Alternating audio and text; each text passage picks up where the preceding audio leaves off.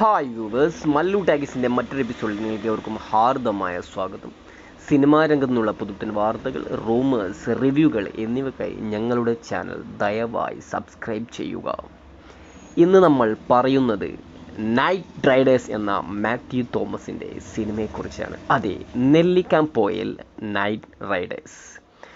നൗഫൽ അബ്ദുള്ളയുടെ സംവിധാനത്തിൽ ഇന്ന് പുറത്തുവന്ന ചിത്രത്തിന് വളരെ മികച്ച അഭിപ്രായമാണ് ലഭിക്കുന്നത്. ഫാൻറ്റസി, ഹൊറർ, കോമഡി സിനിമകൾ ഇന്ന് മലയാള സിനിമയിൽ കൂടുതലായി കണ്ടുവരുന്നു. മറ്റൊരു ട്രെൻഡ് സെറ്ററിന് സാക്ഷിയായ ലോക എന്ന സിനിമയ്ക്ക് ശേഷം മറ്റൊരു ബ്ലോക്ക് ബസ്റ്റർ അടിക്കാനുള്ള എല്ലാ സാധ്യതയും നൈറ്റ് റൈഡേഴ്സിനുണ്ട്. കാരണം വളരെ മികച്ച കഥയിൽ കോമഡിയുടെ അകമ്പടിയോടുകൂടി നല്ല രീതിയിൽ എക്സിക്യൂട്ട് ചെയ്ത ഒരു സിനിമയാണ് നൈറ്റ് റൈഡേഴ്സ്. മാത്യൂസിൻ്റെ അതിഗംഭീര പ്രകടനം സിനിമയിൽ ഉടനീളം കാണാം. സിനിമയുടെ അവസാന ഭാഗങ്ങളിൽ ക്ലൈമാക്സിനോടടുത്തുള്ള പുതിയ ഒരുതരം സർപ്രൈസുകളും സിനിമയ്ക്ക് വലിയൊരു കാലിബർ നൽകുന്നു.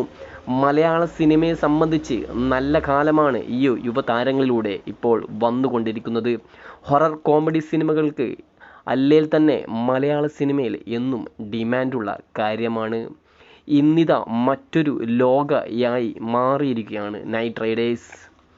ഏകദേശം വളരെ ഈസിയായി 50 കോടി ക്ലബിലൊക്കെ കയറാൻ പറ്റിയ ഒരു കണ്ടൻ്റാണ് നൈറ്റ് റൈഡേഴ്സിന് ഉള്ളത്. മാത്യു തോമസിൻ്റെ തിരിച്ചു വരവ് വേണമെങ്കിൽ പറയാം. അപ്പോൾ വീഡിയോ ഇഷ്ടപ്പെട്ട ലൈക്ക് ചെയ്യുക, ഷെയർ ചെയ്യുക. മറ്റൊരു വീഡിയോയുമായി വരുന്നതുവരെ it's bye from Mallu talkies.